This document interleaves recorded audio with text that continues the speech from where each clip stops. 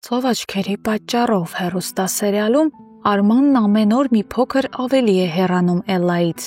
կարծելով, որ այս եղանակով ապագա բաժանումը ավելի դյուրին կդառնա նրա համար, բայց որքան հեռանում է, այնքան ավելի խորն է ընկղմվում ներքին պայքարի մեջ։ Իսկ Արամը Ռեբեկայից ստացած մերժումից հետո կարծես կտրուկ զրկվել է լույսից։ Նրա հոգին լցված է ցավով, բայց արտաքուստ ցույց չի տալիս, ինչպես միշտ հումորներ է անում։ Նրանք երկուսով Արմանի տանն են։ Խոսքեր չկան, բայց ծանր լռությունը մի տեսակ շատ խոսուն է։ Քիչ անց գալիս է գոռը։ Արամը կես-կատակ, կես-լուրջ ասում է, որ արի քեզ էլ դիմակ տամ, որպեսզի մեզանից հեռու լինես, չվարակվես ու հանկարծ դու էլ Սարայից չբաժանվես։ Մինչդեռ Դիանան հանդիպում է Եվային։ Դիանան փորձում է անել ամեն ինչ, որպեսզի Եվան վերջապես հրաժարվի իր վրեժի պլաններից։ Նա խոսում է զգուշորեն, բայց հաստատ համոզմունքով։ Նրա խոսքը չոր փաստ է. ես եմ քո ապագան, եթե շարունակես այդ ճանապարհով գնալ։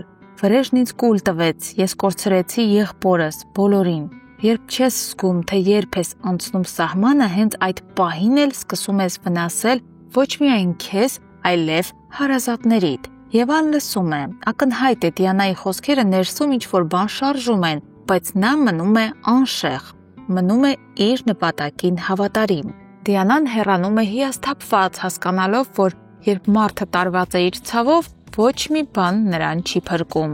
Իսկ այս ընթացքում Սարան ու Ռեբեկան, ցանկանալով գոնե մի փոքր բարձրացնել Էլլայի տրամադրությունը, որոշում են կազմակերպել փոքրիկ պիկնիկ։ Մաքուր օդ, արև, միմյանց ներկայություն։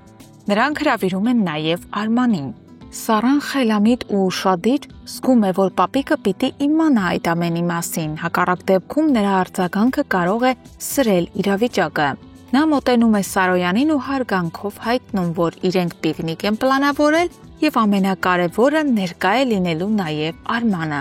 Սարոյանը մի պահ լուռ է մնում, իսկ հետո թեթև գլխով անում, համակերպված ու մի փոքր հոգնած։ Նա համաձայնում է, կարծես գիտակցում է, որ ամեն ինչ ամբողջությամբ վերահսկել այլևս հնարավոր չէ։ Պիկնիկի օրը գալիս է։ Արմանը գալիս է, գոռը նույնպես, բայց անսպասելի է Արամի հայտնվելը։ Եվ հենց այստեղ, բաց երկնքի տակ, Ռեբեկայի ներսը նորից տակնու վրա է լինում։ Նրա աչքերը փնտրում են ու միաժամանակ խուսափում Արամից։ Արամը ոչինչ չի ասում, բայց ներկայությունը խոսում է։